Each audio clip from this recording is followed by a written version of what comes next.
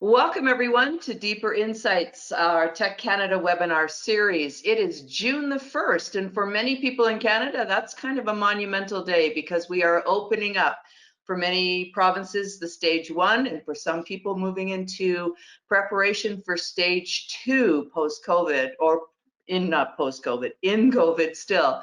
I want you to take a look at the lineup that we have for this week. We're going to be starting off with Dave.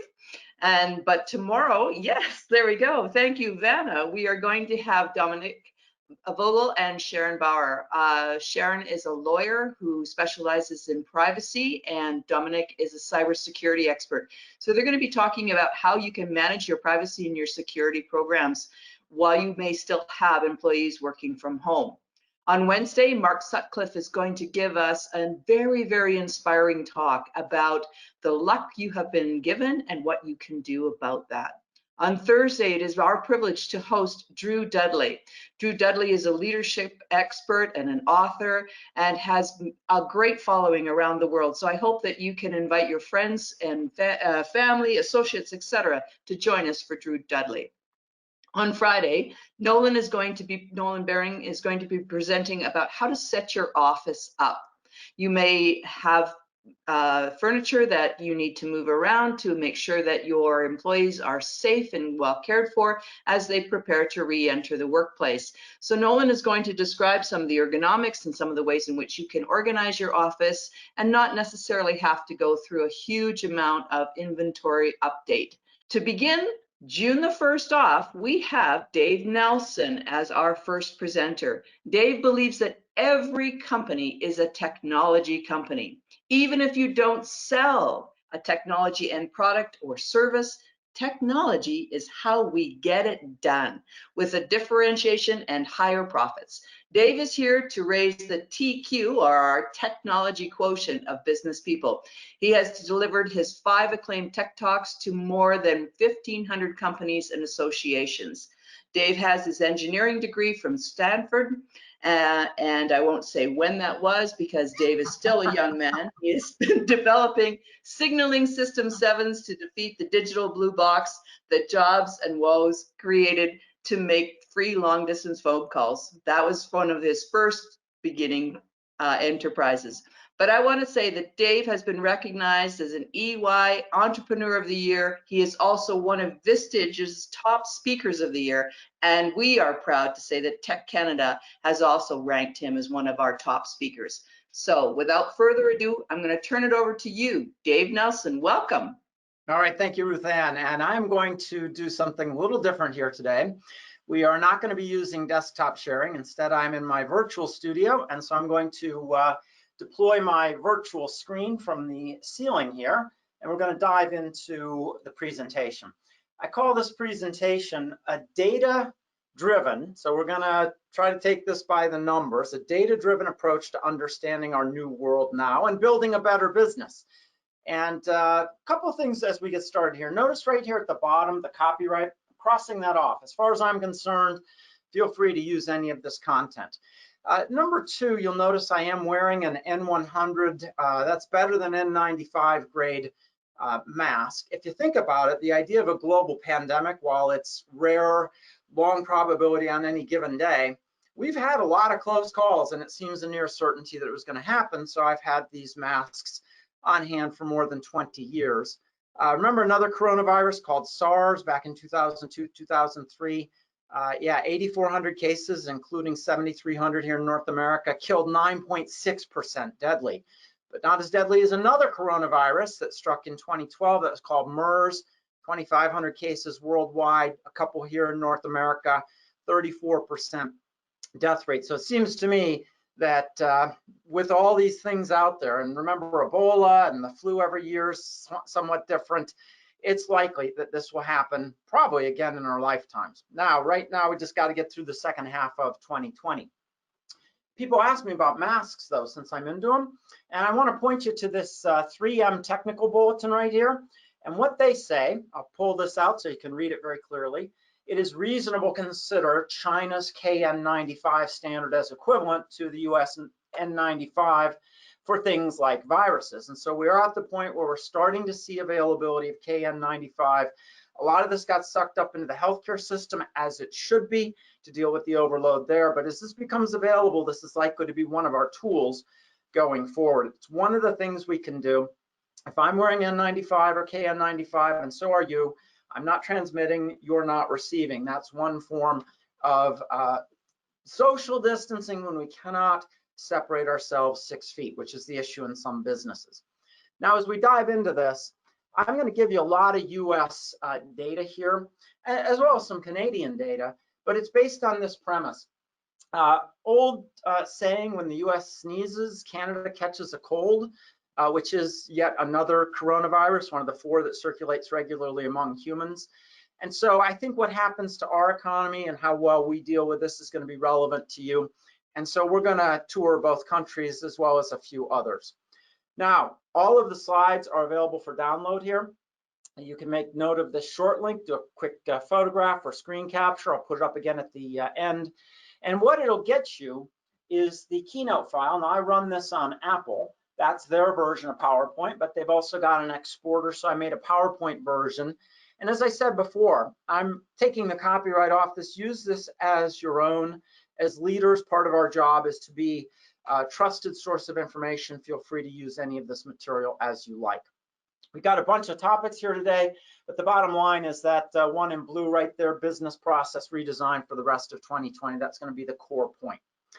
Now, it turns out that our brains have relatively little experience with exponentials, and yet exponentials have been in business for years. And I want to take you back to an old example from 1975. So back to 1975. Now, if you were a teenager like I was, and thanks, Ruth Ann, for trying to be gentle about my age.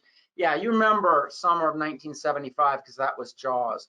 Kodak engineer Steve Sasson was invited to demonstrate the world's first digital camera for the Kodak board of directors. Now, everybody be real still because it's going to take about 23 seconds to capture this photograph. I'm going to store it on state-of-the-art technology, something that we call cassette tape storage. And then I will reveal for you my amazing 0.01 megapixel image. Now, needless to say, the board wasn't super impressed, but one of the board members asked the key question. Mr. Sasson, how long until that is as good as film? By the way, if you've got questions as we go, post them in the GoToWebinar control panel, the question panel, and Ruth Ann will pick those up and feed them to me as we go. So happy to be as interactive as you like. In any case, how long until that's as good as film, right? That's the key question if you're Kodak. Now, let me show you the importance of understanding exponentials, because Mr. Sasson starts to answer this question for the board of directors, and he knows 2 things. He knows that he needs to get to 2 megapixels, which is 10 times higher than I've represented on this linear scale. And he knows that he has an exponential technology that can double. Every exponential has a doubling period, in this case, 2 years. And so in 2 years, he can get from 0.01 to 0.02. And so he's taken the board through his out loud math calculation. Let's see, 1979, 0.04, 0.08 and 81, 0.16 and 83. Now, if you are a board member listening to this and just doing the typical linear thinking, I've just rescaled it so it now fits on the whole screen. You see where 2 megapixels is on my linear scale. What you're thinking is, whoa, Steve, you just described 8 years of R&D and you are less than 10% of the way there. That means this is like an 80-year project. Not only are we all retired from Kodak, we're all dead. But he was describing what he clearly understood as an exponential and simply not getting the message across. And so he's more than 50% of the way to the goal, and there's a way to see this. Not on the linear scale, which I'm showing, but here is something very important for after today as we think about the virus and try to watch the patterns and see the road ahead. Whenever you have something moving at exponential speed, it appears on a logarithmic graph, so we're just changing the scale here, as a completely straight line. And so we're going to look at this as we look at the virus, but you're going to find exponentials are all around business. Clearly, when you understand this, at 0.16, we're 53% of the way to the journey, 7 years later complete. It turns out that the Kodak board of directors chose not to invest in this project. Today, Kodak is bankrupt, and this is the world's #1 digital camera. That's why it's important to understand exponentials. And again, we just don't have very much experience with this in our world. Now, a few disclosures. I'm an engineer. I'm going to try to take this exactly by the numbers, but at least in the United States, this virus has become a little political. I don't know why, because hey, if you're red or you're blue, you can still get the virus in equal measure. But just in case you're wondering about my politics, I'll put it out there, then you don't have to wonder. Long-time registered Republican. Okay, hopefully that won't show, but now you know, don't wonder. Number two, recently, and I'm going to show you Canada in a second, I looked at some statistics for the United States. And of course, we know that known cases does not equal actual cases because we don't have 100% testing coverage in either country. But look at the numbers right here, and you'll see something strange. Out of the 1.75 million cases that I captured on this particular screen snap, about 600,000 of them resolved, 100,000 in death. That's like a 17% death rate. And we know that this is not anywhere close to the mortality of this thing. And so we can actually calculate what the actual cases should be in order to make the numbers work. We only have one unknown variable. So what we're looking at there in my highlighted yellow triangle is what we call resolved known. There must be some also resolved at the same time that are unknown. Let's see what that works out to be. So relatively simple formula. Deaths equals resolved known, and deaths divided by resolved known and unknown equals 1%. And I'll talk about why I'm not using the WHO 2% number anymore. 1% seems to be a more likely estimate for the mortality of COVID-19. In any case, deaths divided by all resolved known and unknown should equal 1%. We can plug in the numbers. 100,000 deaths, resolved known would be the 100,000 plus 478. One variable, now we got simple algebra, and it turns out in the US that there must be around 9.5 million people out there that have gone through COVID, and it's simply not captured by the healthcare system. Some of them didn't even know they had it, some did. In any case, there's the math. So we know in the US that roughly 17 times more people have this than is known. Now, this is something the CDC, Centers for Disease Control, is tracking, something called excess deaths. Once you subtract out all the known COVID deaths and compare this time last year, there's a lot more deaths, especially where this thing is struck hard: New York, New Jersey, Pennsylvania, Michigan, Texas. And so as far as we can tell, most of those are probably unknown COVID deaths. Once you make that adjustment, that number 17 goes up. Now, this is just one method to get a rough estimate, but in the US, we probably have about 17 times or more cases than we know. In Canada, I can run the same exact numbers. This was from a couple days ago, and what you get is a 13x. And now you see the first difference between our two countries. This is essentially evidence of better testing coverage in Canada. If you had 100% testing coverage in either country, known cases would equal actual cases. That would be 1x. And so Canada is doing a better job, not a perfect job, but a better job testing than the United States. So congratulations, difference number one. We'll get all three before we're done today. The last thing I want to put into my disclosures, you probably already figured this out. If you hate numbers and graphs, my speaker rating on this webinar is going to be a 111. So just go rate me 111, or maybe give me a little bit forbearance, because numbers allow us to build models and make predictions. None of us have ever been through a global pandemic like this before. Now, 100 years ago, spent a lot of time studying history. I won't take you into that, but what we saw then is a lot like what we're seeing now. Here's the last thing. Testing coverage in the United States is getting better, as evidenced here. This is the share of coronavirus tests that are positive. That number going down says you're doing more and more testing, and so we are getting better. And probably in Canada too, which has one more implication as we dive into the numbers.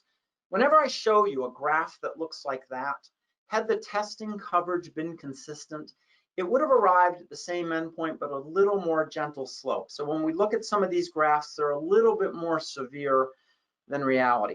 Okay, so that's what we got as we start to lay this out. Now I want to just take you straight away into my conclusions, and then I'll back it up with the numbers. I have concluded that with high probability during the remainder of the year 2020, now a few things. I have concluded I don't want you to adopt or accept my conclusions. I'm one person, but I'm going to take you on the numerical journey that led me to this conclusion. You get to decide.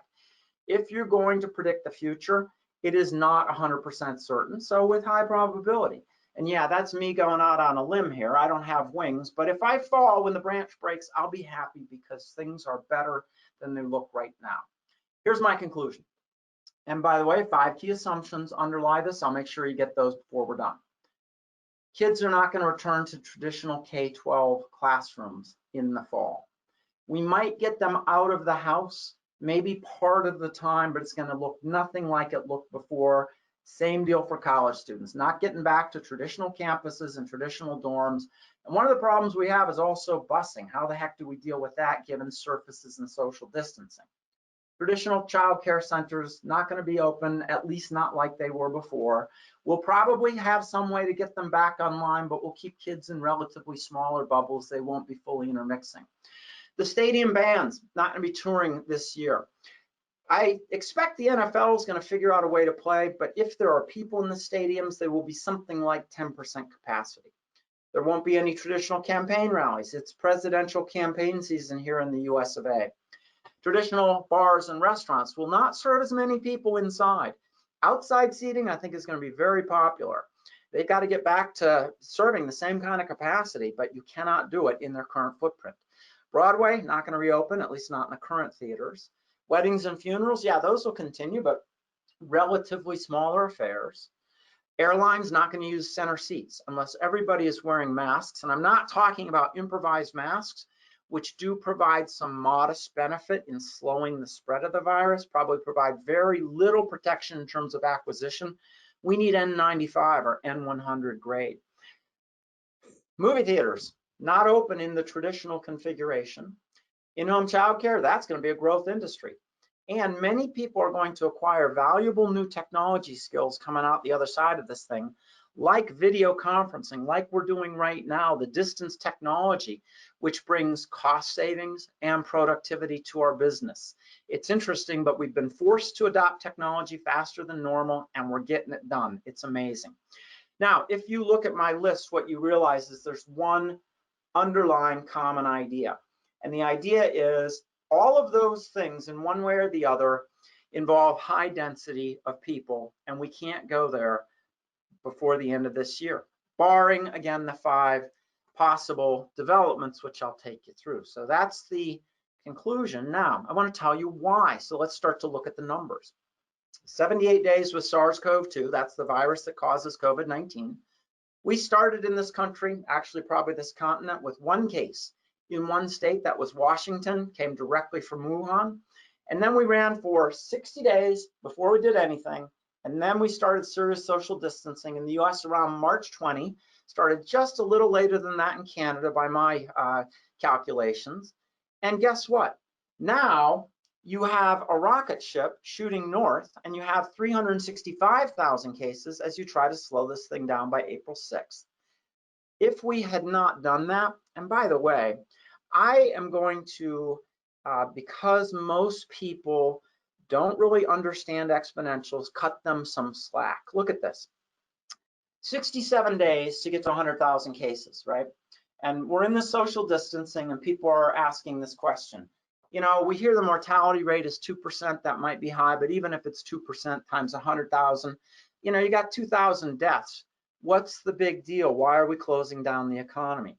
Here's the thing with exponentials. They get faster and faster. Even when we're trying to slow it down, you can see the rocket ship, and notice 100,000 cases a little while later as we start April are occurring every 3.3 days. And had we not intervened, that would have gone to 100,000 cases per 3.3 hours and potentially faster.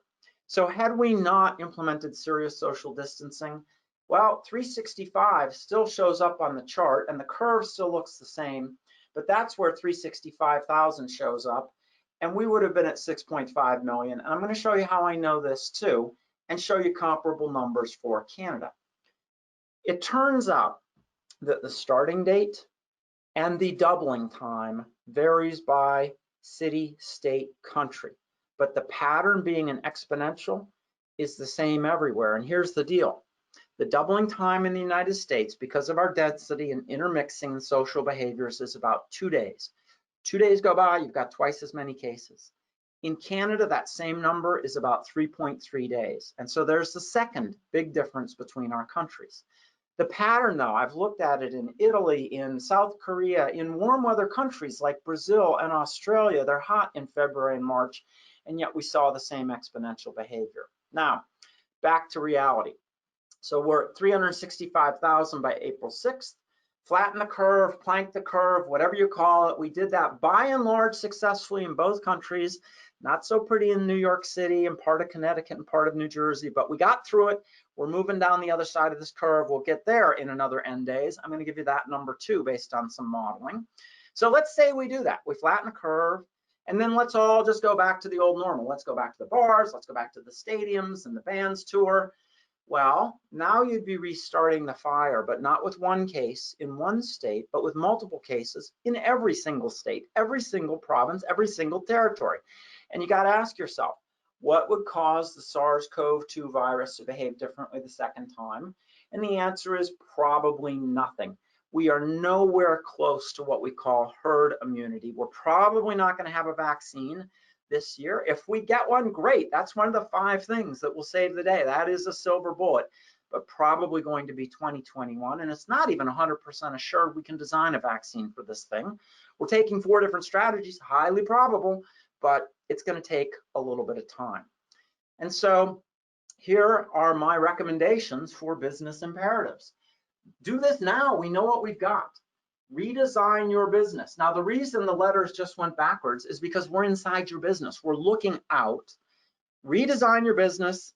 3 things. Number 1, we need to have a way to achieve virtually flawless social distancing. 6 feet is a powerful weapon because you need a relatively large droplet. It's all about the number of virus particles you're exposed to.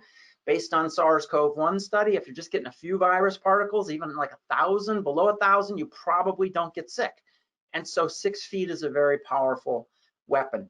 By the way, quick warning, you can take in a small number of virus particles per hour and continue breathing and accumulate north of 1,000. So it's not about the single exposure, it's about the cumulative exposure. So we need flawless or virtually flawless social distancing. Masks, if you can't do it via 6 feet, well, do it via mask. Do it via plexiglass. Do it with now the science on this is not proven, but we think, and so let's watch the science. If somebody had COVID, they're probably going to have enough antibodies to be immune, especially if they had a severe case. They can no longer reacquire, they can't transmit. They are socially distanced at any distance, and so they can play a role in our operations. Number 2, so we got to figure out how to do number 1. The virus is still out there. Number 2, surfaces are a problem. We'll look at a New England Journal of Medicine study. Yeah, this thing is really good at hanging around on plastic and stainless steel for 72 hours. And we've traced some surface transmission to common areas like bathrooms. And so there's one of the challenges as we talk about getting people back physically together. And number 3, even if we find a way to get the kids out of the house, it might not be full-time, it might be half-time in the fall because we got to get them spaced out too. And even if we get them out of the house 100% of the time, we've got the summer where our employees probably have their kids. And so I would suggest that we expand our thinking a little bit and help account for employees' kids. How do we help our employees design better workspace at home? Because I can guarantee you the biggest productivity killer that exists is a 4-year-old when your employee is trying to get some work done. And so there's probably things that we can do there. The virus is out there. If we can do these 3 things, we're essentially back in business. Now, I want to point out a couple things. Feel free to chat a question in there on the GoToWebinar control pane. Ruth Ann will jump in with it. This guy from my alma mater, Nicholas Bloom, he is one of the foremost researchers on productivity in a work-from-home mode. And he says this. He's normally very pro work-from-home, by the way. We are working at home alongside our kids in unsuitable spaces with no choice about it, no in-office days. This will create a productivity disaster for firms. So how do we deal with this? He has 3 recommendations straight away. He suggests this. More regular check-ins than ever before. How about like a daily stand-up meeting between each manager and his or her team? Regular check-ins between managers and teams, probably daily, keep them short. Number two, helping our employees design schedules so they can maintain a separation between work life and family life. And I want to point out, this can be hard or it can be easy, but just some of your tools: 2-parent households, negotiate with your spouse on kid handoff, 2 hours, 2 hours, 2 hours, whatever works with your spouse, and you can both have productive periods here while we're in this work from home mode. If you are a single parent household, could we pair 2 of our employees that are single parent households, create a bubble there and do it that way? Or could we fund or help fund in-home childcare and do it that way? Lots of ways to do it. But if we're not separating kids from employees, we've got a productivity problem at least all summer long. And then collaborating with colleagues on video calls, just like we're doing right here.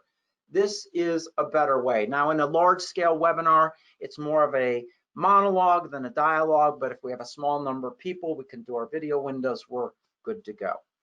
Now, the other thing that we have to start thinking about, what will the post-pandemic office environment look like?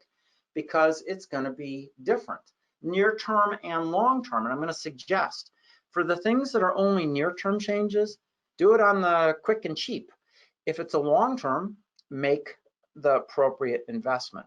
And so initially we're going to have to spread out our employees. And so we're probably going to have to repurpose things like conference rooms for cubicles and separated workers and so on. And maybe we'll have to go to half-time, half employees in the office, whatever we design to do.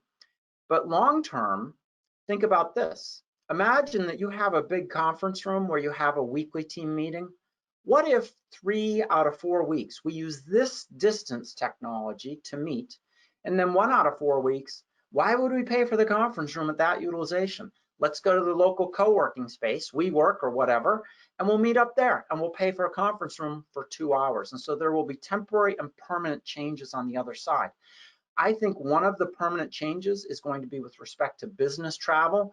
We're going to get back to traveling, but not as much as before, which has impacts on airlines, hotels, rental cars. So we need to start thinking now and designing to this now, because we've got the virus at least for this year. And Stephanie goes on to say, these are 2 architects, by the way. I don't know how we can avoid it not changing the way we work. And so that's, yes, that's the way I see it. Jump in, Ruth Ann. Dave, we got a question about culture. How does a CEO manage or continue to have a productive culture, or a culture where employees are not totally burnt out? You were talking about the home and working in the home environment. So can you touch base on that? I know we're going to talk about the office environment. We've actually got a special session coming up on Friday about how to set your office up. But talk about culture. Exactly. So I want to point out a few things. It is, again, nothing is 100% safe in the presence of this virus. And so everything is either a small probability up or down, large probability up or down, depending on what you do. It is relatively safe to have outdoor meetings when people are separated by at least 6 feet. And so in terms of getting, if we're in a mode where we can get together, but not at high density, we can get together, say, outdoor meetings periodically with teams so that we do get some physical presence. I've been doing this with friends. I'm super careful, but yesterday we spent 2 hours with Jeff and Jackie out over on their deck. They sat on the far end of the table. We sat on our end of the table. It was a delightful 2 hours. And so we can do some of that. I also want to suggest there are some technologies. And the technology I'd be working with right now is called Slack. By the way, a Canadian product, comes out of Vancouver, searchable library of all communication and knowledge, or Microsoft's very good copy of it called Teams. When Microsoft copies a product, that's a long-term commitment to that market, decades. That's what Microsoft does. And these 2 tools, very similar, allow you to create a closed private network with just your employees. And then the channels, you divide communication in different channels, those can be left open so that anybody can look in on what's going on anywhere in the organization. Now you can close a channel, but it's just your people, closed, private, encrypted. And so it greatly increases transparency. It greatly increases institutional knowledge and visibility, especially in a distributed mode. Then I'm going to add in some channels that are all about corporate culture, the water cooler channel or the babies and puppies channel, so people can do some of that kind of sharing that they used to do in the office. We've got technology to help bridge the gap. So it's not just this video conferencing we're doing here today, but things like Slack and Teams and apps like Splashtop for remote system management. These are all in the appendix if you download the slides. So I think there's a lot that we can do to carry on. Now, if you haven't been thinking long-term about this, here's a guy who probably spent more time than anybody on the planet working on and thinking about and spending money on pandemics. If you can drive a virus to zero, no more need for vaccinations. And humans have achieved that with smallpox. Bill Gates is trying to achieve it with polio, down to something like 3 countries left. If we can drive polio to zero, no more polio vaccinations. That's not going to happen with COVID-19 anytime soon. It's 3 times more contagious than the flu. And so Gates says this, just to give you a sense of time frame. If all of the necessary interventions are imposed, things won't return to normal until fall of 2021, he thinks, and that'll be post-vaccine, assuming that that happens. And so if you haven't been thinking long-term about this, let's at least do the what ifs and start thinking about that. Now, here is, to me, the most inspirational example of a company deep into business process redesign. These people are writing the rule book. They're conducting a clinic. What I'm talking about here is Costco. If you're not a Costco member, let me tell you, it never looks like this. Costco is normally jammed, every single register. Right now, what you're seeing is alternating registers are shut down. It's March 26th. We need to achieve social distancing, and there's a problem with the register layout. So they've initially closed alternating. I'm going to show you how they fix that in a second. In addition, we know we have to design our operations so that the humans, we trust them to do the right thing, but we've got to give them the ability to socially distance. And so they've closed all but one entrance and all but one exit. And they've got employees that are sitting there with clickers, counting the incoming and outgoing customers. They've got an in-store load. And now, here's an example of on-the-fly improvisation at nominal cost. Once you hit the in-store load, we need an external socially distanced queuing system. Check this out. They have tons of pallets. They just stack the pallets up to create a place where humans can line up separate from the traffic. Hey, get across the street to Home Depot, buy a can of yellow spray paint, mark out 6 foot or 2 meter barriers on the ground or marks on the ground, and there we go, no major investment. And when you get over to Home Depot across the street, you see the same kind of improvisation. We're not going to need these exterior queues forever. This is for their curbside pickup process, but what a beautiful use of materials on hand. And so think that way for the things that are not long-term investments. Meanwhile, we're going to need to manage store load for a while. So they got a guy at Home Depot who's sitting there clicking this. Somebody walks in, you hit the green plus. 76 people in the store, somebody leaves, you hit the minus. 75 people in the store, we can handle 225 more customers. So manage the store so that people can properly social distance.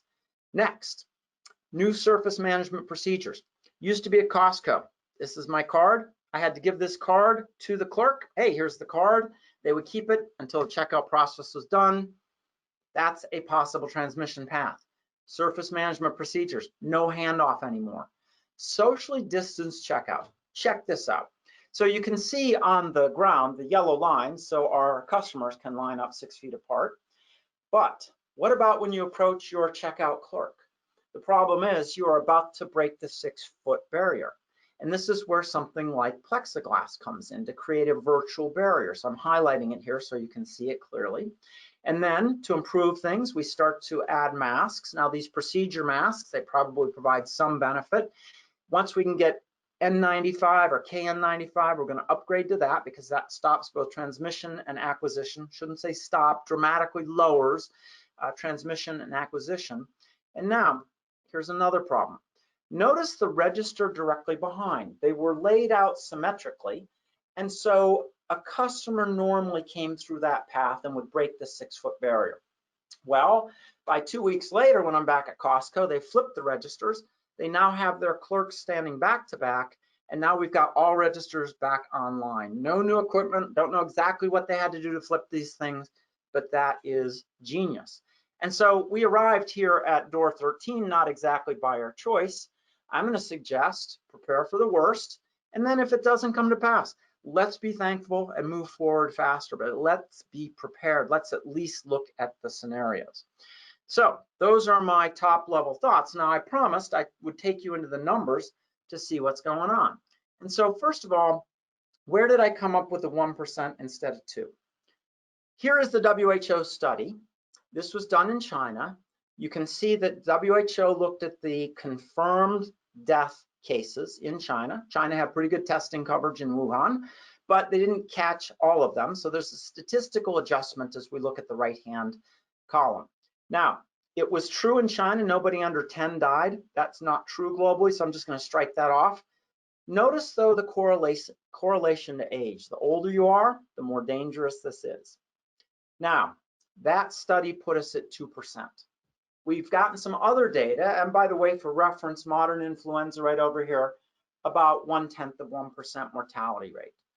We did some substantial antibody testing in New York City. If you run that math, it says about 0.5% mortality rate. But remember that CDC excess mortality? If you start to factor that in, we don't know those are COVID deaths, but we can't account for other reasons. Yes, deaths of despair have gone up, but accident deaths have gone down, right? So most of the other factors are sort of offsetting.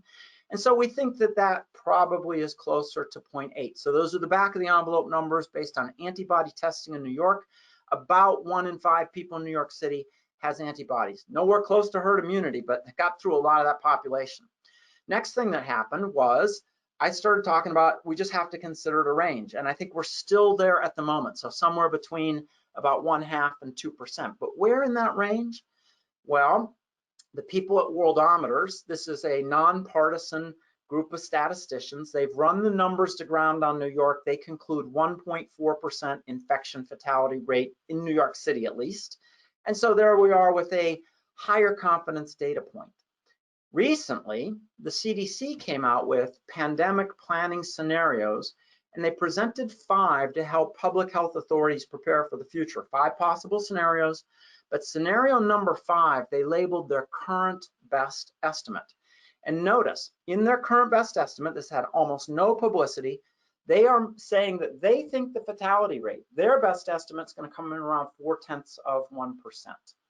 And so there we have that data point. 0.4 for CDC, New York Department of Health, probably 1.4, 2% if you look at WHO. Here's where I come down on this. I think we are more likely, if we're using round numbers, whole numbers, to be at 1% than 2. So I'm going to use that today, but still, it's a range. As you can see, we don't have settled science on this yet. The other thing is this. This is more deadly to males than females. Now in China, half that gender difference was due to high percentage of males smoking relative to females, compromised lungs, and well, we're still seeing the trend, but not quite the spread as we look around the world. So let's say it's 1%. This is about 10 times more deadly than the flu, and that would put us at the midpoint between New York City and the CDC estimates. But CDC says this is way more contagious than the flu, and so probably 3 times. Oh, and by the way, at the moment we have a flu vaccine that protects about 2/3 of the US population. My guess is it's probably a little higher in Canada. Well, so here we have a disease that can strike not 1/3 of the population, but 3/3. And so there's a lot of multipliers that make this a lot worse than the flu. Now, back to predicting the future. Notice if you are under 40, which is half our population, this is not very dangerous. To me, that says potential for social unrest, potential for non-compliance. And we're already seeing non-compliance data from cell phone tracking on teen males especially. And so before we're done today, we better look at Sweden because we might be going that particular direction. Here's the other big problem with this thing that makes it hard to fight. And I thought this was put pretty well. Young and unafraid of the coronavirus, good for you. Now stop killing people. It turns out anybody can be a propagator. CDC's initial estimate was 25%. They've now bumped that to 33% as their best guess. 1/3 of people have no symptoms. When we tested every sailor on the Theodore Roosevelt aircraft carrier where we had a major outbreak, it turns out, now that's a younger population, but 60% of those sailors that were COVID positive, no symptoms. And so people can propagate this. And this is why social distancing remains an imperative as we go forward. These people cannot be picked up with a thermal scanner. Now, thermal scanners are great because you'll pick up the obviously symptomatic people, but hey, this thing spreads. And so the first key threat, which we went through in both our countries, was if the healthcare system becomes overwhelmed, people will die. Well, that didn't happen. Congratulations. We succeeded at phase 1. We, whatever you want to call it, planked the curve, flattened the curve. We didn't go the red path, we went the blue path, and that was a good thing. Now, the question is, how long is it going to take to get down the other side? So I want to take you there, but give you some more metrics on this disease. Now, this is going to be a little boring numbers here, so I apologize. I think they're still important. And I'm going to read these numbers in case you can't see them real clearly on the screen. This is March 20 for the US. I'm going to show you the same calculation for Canada here in a second.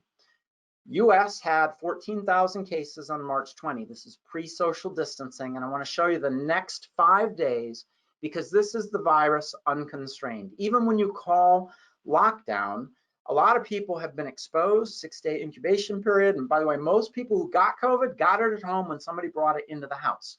So you get to see 6 days, pretty natural here. The 21st, you've got 20,000. The next day, you've got 27,000. The next day, you've got 35,000. You can sort of see how this goes, but I want to show you the math that goes behind these numbers. And so by the 24th, there's 46,000, and then roughly we'll call it 70,000 by the 25th. Notice the pattern, and this pattern was the same everywhere before social distancing. 14,000 becomes 28,000, roughly 2x. Move farther down this path, 35,000 becomes roughly 70,000, a 2-day doubling time here in the US. Now, 2 doublings, what's the big deal, right? Well, here's the big deal. It's when you get to 10 doublings, which occurs in 20 days. 10 doublings is 100,000% increase, the tyranny of exponentials. And so what you're talking about is not 14,000 cases on March 20, but 14 million by April 9th. And so the public health authorities make the hard choice and they call the lockdown. Now, I gotta say this, I'm not gonna try too many predictions because everything that has happened and will happen are almost 100% dependent on human behavior. So let me give you some scenarios as we go forward, right? We had this picture, we could have gone either path. In both our countries, we more or less went this path, didn't overwhelm the healthcare system. I was just looking at the numbers today. There's about a 200,000 case load in the US against 900,000 beds. Again, they get used for other purposes, but you can free them up by dropping the elective surgeries, which we did. Success. Now we got to get down the other side. And so the question is, how long does that take? And so I want to take you to some modeling that some Australian researchers have done. And it relates to human behavior. Australian modeling suggests COVID-19 can be beaten in 13 weeks with 90% social distancing. Yeah, so if we're really good at this, 3 months from the time we start social distancing until we have a small enough number of cases that we can start to do the testing and contact tracing and self-quarantine, a proven strategy which is working in South Korea among other places.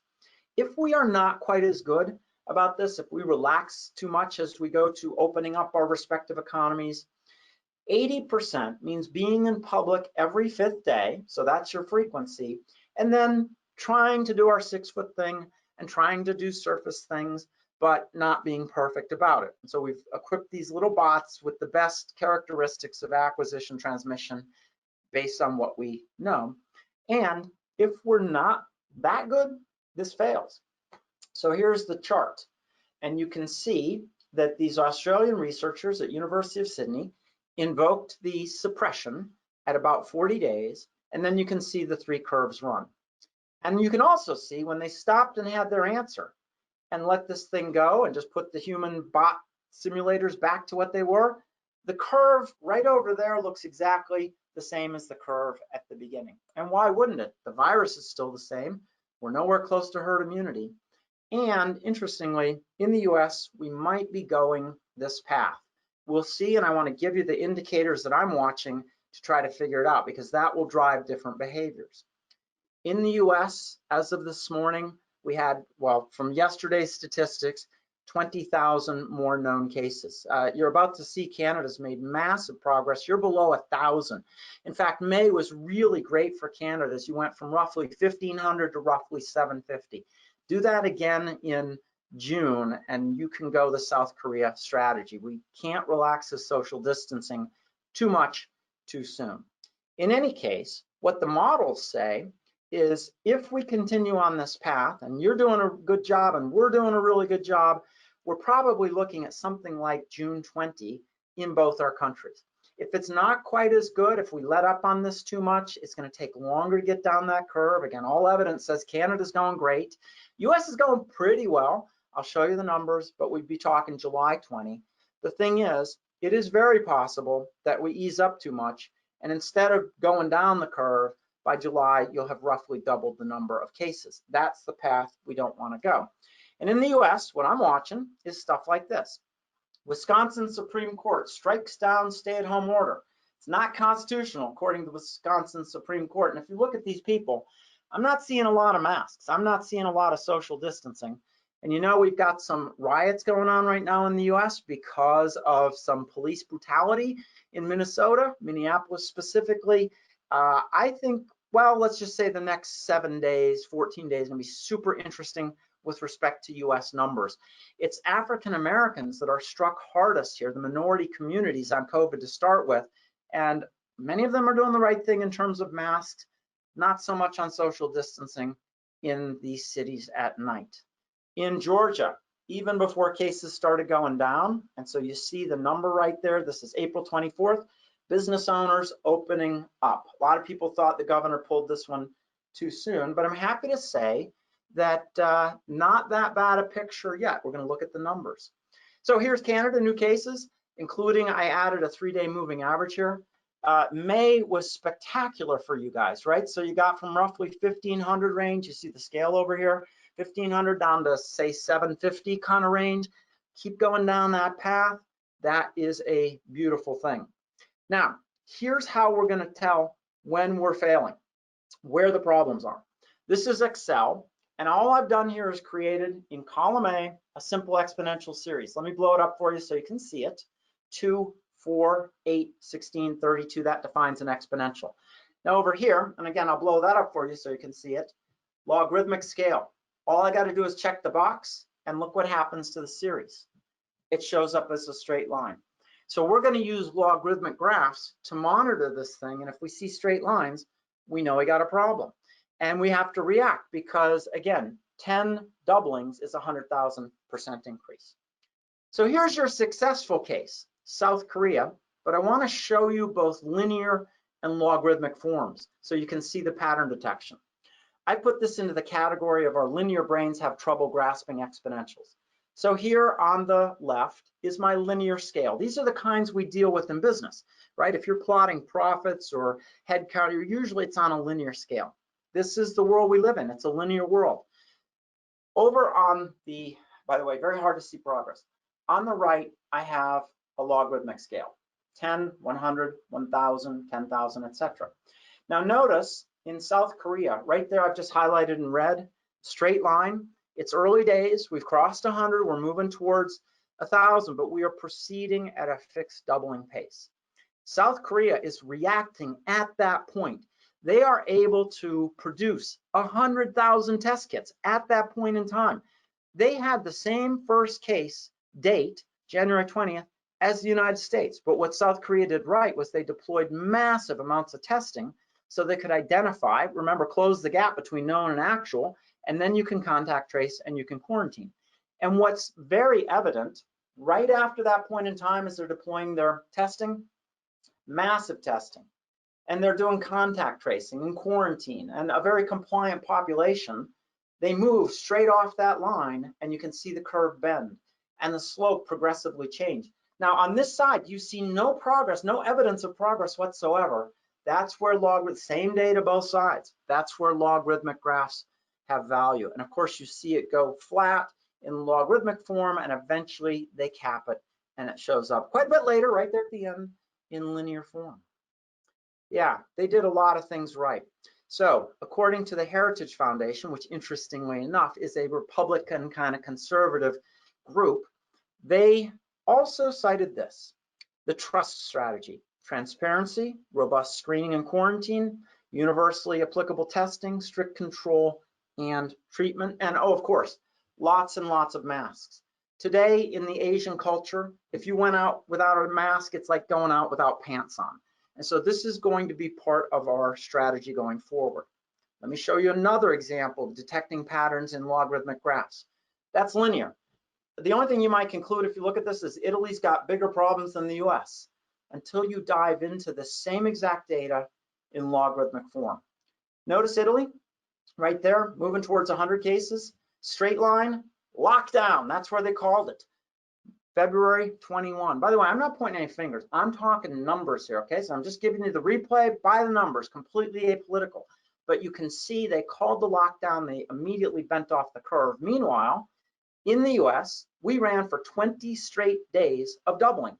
Remember, with the 2-day doubling, you've got 100,000 more cases. And in fact, we moved pretty quickly there from 100 to 10,000 cases and then reacted. Now, the problem is, once you react, it takes a long time to slow down the doubling, to stretch out the doubling period. And so in Italy, they're still fighting this battle 1 month in, doubled again, almost doubled again. They're talking a 3.3x increase in cases 18 days later. US, meanwhile, just getting started on this battle, and Canada made the same mistake, 28x growth in cases. Yeah, so here's where you can see Canada running for the same kind of 20 days. If you dive into this, now I'm going to put it in logarithmic form so you can see the straight line. You notice from basically 95 cases on March 10th until you get to about 10,000 cases on April 1st. Yeah, there's that straight line again. And so same deal in Canada as US. 20 days, let this thing go. And again, when you start distancing, it doesn't start to slow down. The advantage you had, difference number 2 between our countries, is a 2-day doubling time, 10 doublings is 1,000. A 3.3-day doubling time, 10 doubling times is, well, 100. Yeah, and so you are in better shape on dimension number 2. By 525, you are at 56-day doubling. In the US, we got it up to 57 this morning. Hooray, go US. And then of course, Canada has to show us up 81-day doubling time this morning. This is really great progress in Canada. And oh, by the way, in the United States as well. Now, here's the third difference between our countries. This is like the nuclear weapon of public health management. Your Canadian Health Prime Minister, Patty Hajdu, she told the country to stay 2 meters apart, but then gave them a very tangible definition of what 2 meters is. It's a hockey stick, people. And so we don't have anything like this in the US. You pull into your local gas station and there's the point of sale system on the end of the hockey stick. Or you pull into Harvey's, yeah, they're gonna hand you the POS right on the hockey stick. CTV interview, yeah, it's gonna be right on the end of a hockey stick. This is genius. By the way, somebody should tell CTV they're holding the hockey stick from the wrong end, but that notwithstanding, they've accomplished the 2 meters. Brilliant. I expect someday soon you pull into Tim Hortons and they're gonna be serving you donuts on the hockey stick.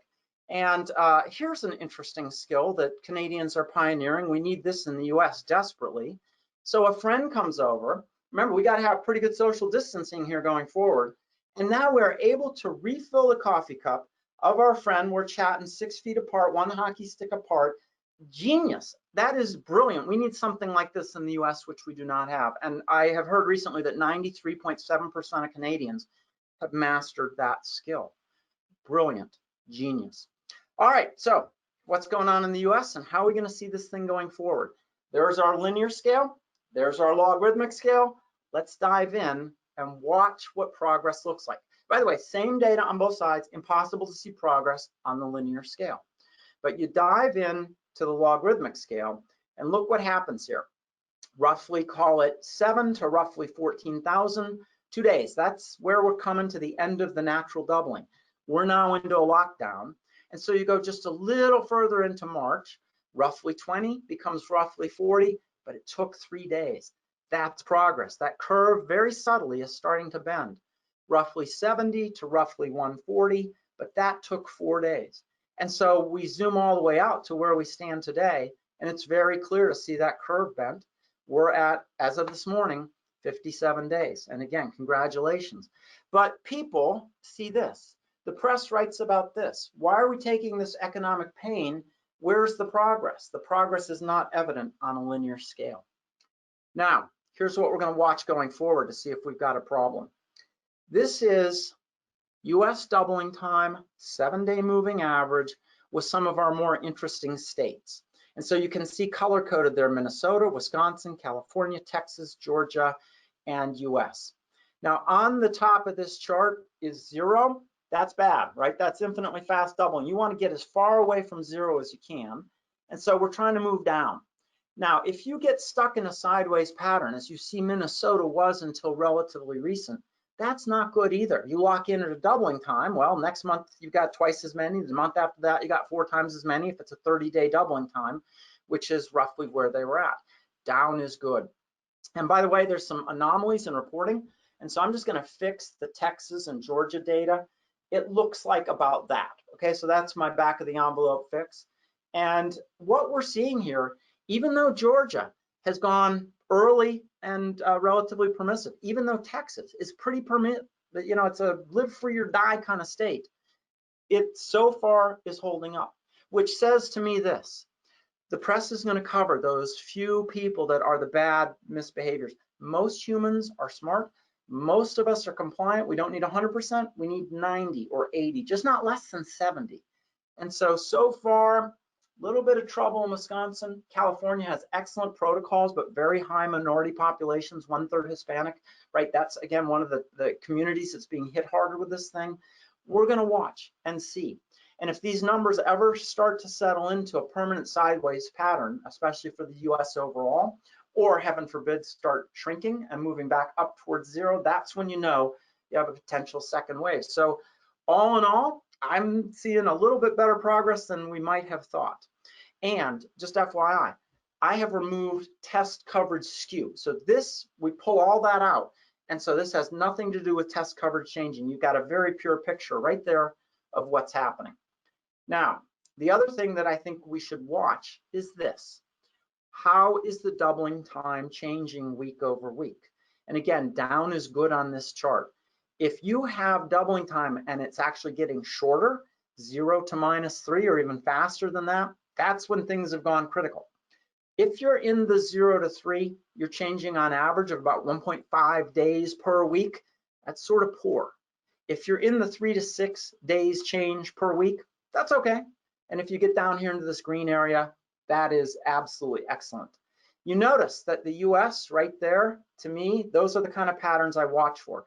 Had that crossed over in the red or not bounced back down in the excellent, that's when the radar goes up.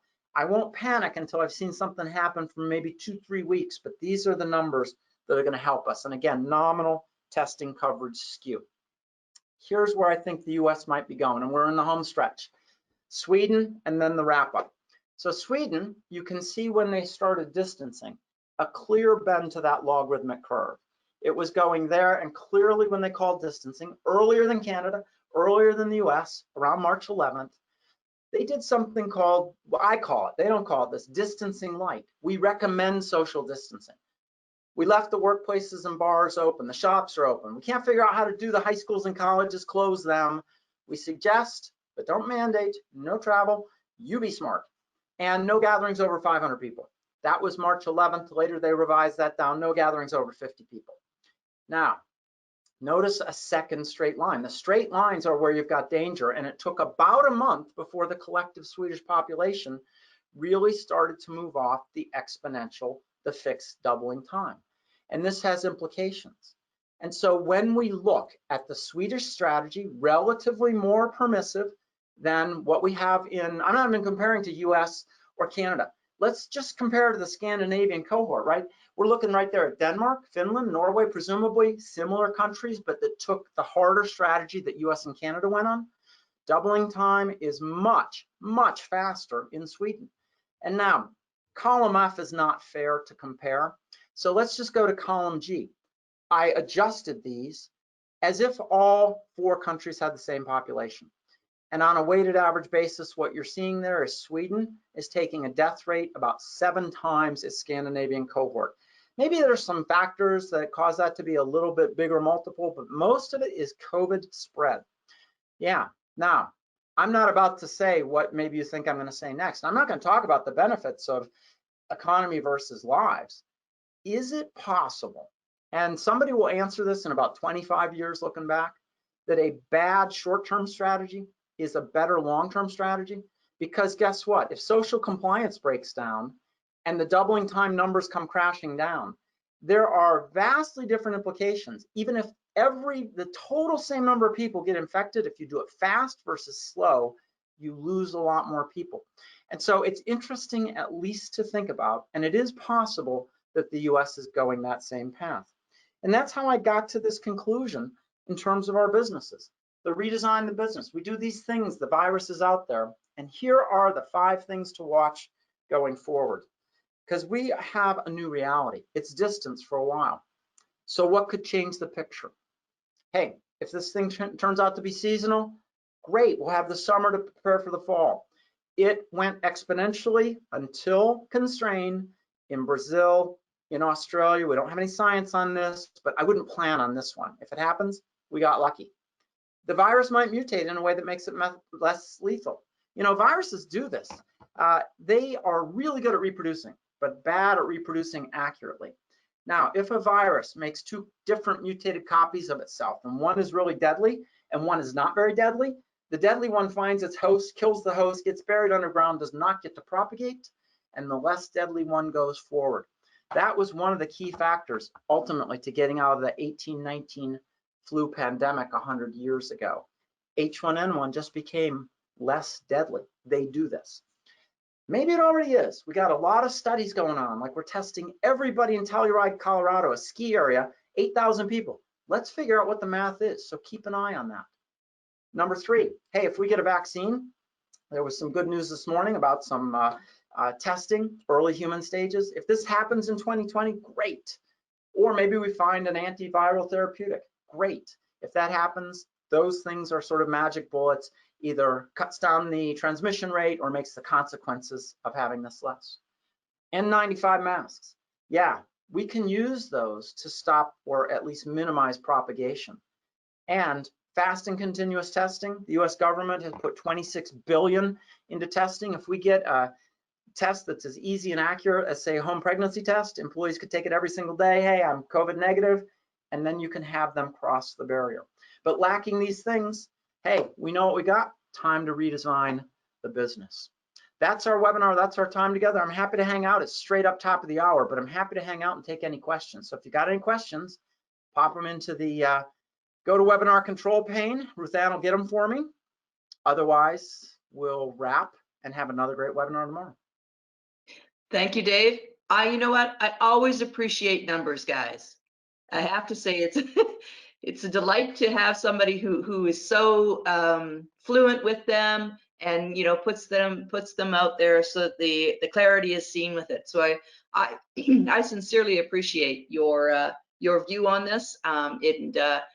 Though some may think it's kind of a downer to start our month off with, I don't think so. It's better to know what we're dealing with, and like you say, to have laid out very, very clearly what the projections are, so that we can look at this with a good head around how we can do business, how we can innovate, what we can do to change.